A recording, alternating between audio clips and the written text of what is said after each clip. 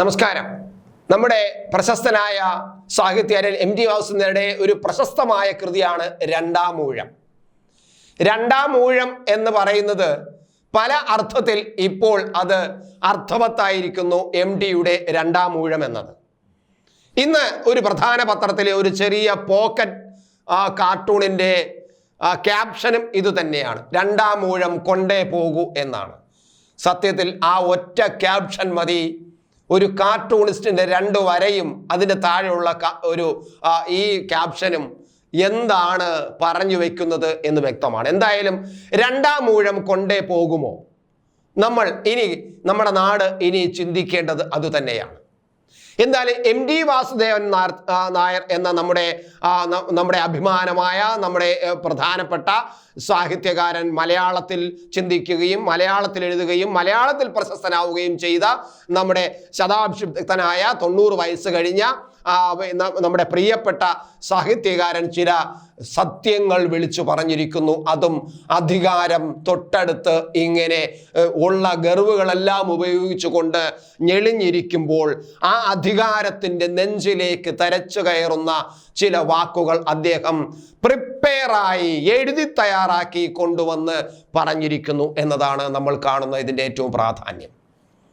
അദ്ദേഹം പ്രസംഗിക്കുമ്പോൾ പ്രസംഗത്തിനിടയിൽ അറിയാതെ പറഞ്ഞു പോയ പരാമർശങ്ങളല്ല അത് എന്ന് നമുക്ക് വ്യക്തമാണ്. അദ്ദേഹം വന്ന് പ്രസംഗിക്കുന്ന വേദി ഏതാണെന്നും ആ വേദിയിൽ ആരെല്ലാം ഉണ്ടെന്നും ആരൊക്കെ ഇരിക്കുമെന്നും വ്യക്തമായിട്ട് അറിയാവുന്ന ആളു തന്നെയാണ് എം ടി വാസുദേവൻ. അതുകൊണ്ട് തന്നെയാണ് അദ്ദേഹം ഇത് എഴുതി തയ്യാറാക്കി വന്നതും. എന്തായാലും അദ്ദേഹം പറഞ്ഞ കാര്യങ്ങളൊന്നും ഞാനിവിടെ റിപ്പീറ്റ് ചെയ്യുന്നതിന് നിങ്ങളെല്ലാവരും കേട്ടതാണ്. അധികാരത്തിൻ്റെ മത്ത് കയറിയിരിക്കുന്നു. ജനങ്ങൾക്ക് വേണ്ടിയാണ് അധികാരം ഉപയോഗിക്കേണ്ടത്. ജനങ്ങളെ ദാസന്മാരായി നിന്നുകൊണ്ട് ജനങ്ങളെ സേവിക്കാനുള്ള ഒരു മാർഗം, ഒരു വഴി മാത്രമാണ് അധികാരം. അല്ലാതെ അത് പ്രമത്തത കാണിക്കാനും അത് ഇനി ഛത്രപതിയായിട്ട് വാഴാൻ വേണ്ടിയുള്ളതല്ല എന്ന തരത്തിലാണ് മുഖ്യമന്ത്രി പിണറായി വിജയനെ ഇരുത്തിക്കൊണ്ട് പറഞ്ഞത്.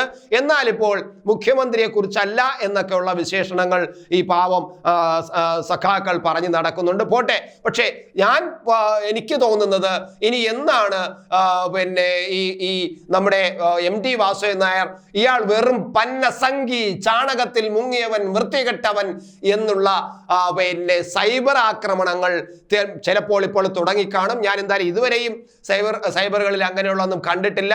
അത്യാവശ്യം ഒന്ന് പരിധിയുള്ളൂ. പക്ഷേ ഇനി സഖാക്കൾ, നമ്മുടെ പ്രിയപ്പെട്ട സഖാക്കൾ അത് പറയും എന്ന് ഉറപ്പാണ്. ഇയാൾ വെറും 90 വയസ്സായപ്പോൾ ഇയാളെ തലമണ്ടയ്ക്ക് യാതൊരു വിവരവുമില്ലാതായിരിക്കുന്നു. എവിടെയെങ്കിലും ഒരിടത്ത് മിണ്ടാതെ ഇരിക്കാനുള്ളതാണ്. ഇതുവരെ എഴുതി മുടിച്ചില്ലേ? ആ എഴുതിയതിൻ്റെ കാശ് മുഴുവനും റോയൽറ്റി ആയിട്ട് കിട്ടുന്നില്ലേ? ആ റോയൽറ്റി വാങ്ങിച്ച് തിന്നുകൊണ്ട് മിണ്ടാതെ ഇരുന്നാൽ പോരെ? സംഗി, ചാണകമേ, ഇയാൾ ചാണകത്തിൽ മുങ്ങി, നാറ്റം, മഹാ വൃത്തികേട് എന്നൊക്കെ പറഞ്ഞുകൊണ്ടുള്ള പോസ്റ്റുകൾ ഇനി വരാൻ സാധ്യതയുണ്ട്. തീർച്ചയായിട്ടും നമ്മുടെ എം ടി വാസുദേവൻ നായർ സംഖ്യയായി മാറുന്ന ഒരു അവസ്ഥയിലേക്കാണ്, സംഖ്യപ്പട്ടം കൊടുക്കുന്ന ഒരവസ്ഥയിലേക്കാണ് പോകുന്നത്. ഇതെല്ലാം അറിഞ്ഞുകൂടാത്ത ആളല്ല ഈ എം ടി വാസുദേവൻ. കാരണം ശോഭനയുടെയും അതുപോലെ നമ്മുടെ പാവപ്പെട്ട മറിയാക്കുട്ടി അമ്മയുടെയൊക്കെ അനുഭവങ്ങൾ നമ്മൾ കണ്ടതാണ്. അതുപോലെ പലരുടെയും അനുഭവങ്ങൾ നമുക്കറിയാം. കൃഷ്ണകുമാറിൻ്റെയും സുരേഷ് ഗോപിയുടെയും എന്ന് പറഞ്ഞാൽ വേണ്ട ആരൊക്കെ ഈ വേദികളിൽ വന്നിട്ടുണ്ടോ അവർക്കെതിരെ പൊതുവിൽ ഞങ്ങളൊക്കെ ഇത് പറയുമ്പോൾ ഞങ്ങളെപ്പോലും സംഘി എന്ന് പറയുന്നതാണ്. മാത്രമല്ല, ഞാൻ ഈ അടുത്ത കാലത്ത് ഹിമാലയ യാത്ര നടത്തിയിരുന്നു. ഹിമാലയ യാത്ര നടത്തിയപ്പോൾ എൻ്റെ 1-2 പടങ്ങൾ ഞാൻ ഹിമാലയ യാത്ര ആയിട്ട് ബന്ധപ്പെട്ട് എൻ്റെ ഫേസ്ബുക്കിൽ ഇട്ടിരുന്നു. അതിൻ്റെ താഴെ വന്ന ചില കമന്റുകൾ നിങ്ങളും സംഖ്യയായോ, നിങ്ങളും ചാണകമായോ എന്ന് ചോദിച്ചുകൊണ്ടാണ്. അത്രയ്ക്ക് വിവരമില്ലാത്തവരാണ് ഈ പ്രസ്ഥാനത്തിൽ നിൽക്കുന്നവർ എന്ന് ബോധമാണ്. അപ്പോൾ തീർച്ചയായിട്ടും നമ്മുടെ എം ടിയും ഇനി സംഘി പട്ടം അദ്ദേഹത്തിനും ഇനി കിട്ടും. സൈബർ ഇടങ്ങളിൽ അതിനുള്ള ക്യാപ്സ്യൂളുകൾ മുഴുവനും തയ്യാറായിക്കൊണ്ടിരിക്കുകയാണ്. കഷ്ടം എന്ന് പറയാനേ നമുക്ക് കഴിയൂ. ഇത്ര വൃത്തികെട്ടവന്മാരാണല്ലോ കേരളം ഭരിക്കുന്നതെന്ന് ഓർക്കുമ്പോൾ.